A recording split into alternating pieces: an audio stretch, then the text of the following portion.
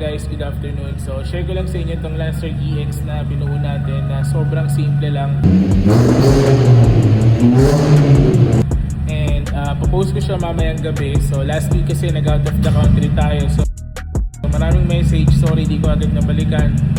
Popost ko siya mamaya, so check na lang natin. So tara.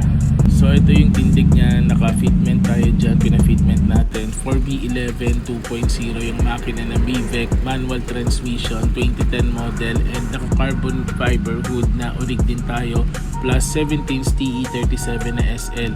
Buo yung dashboard, malinis yung loob, and sa likod same, and naka-dome light tayo na LED, same dito sa harap, LED rin tayo na 2 colors sa headlight, and urig glass ng Mitsubishi. So naka HKS muffler, full exhaust, and ito yung rolling niya. So sound check din natin sa dulo.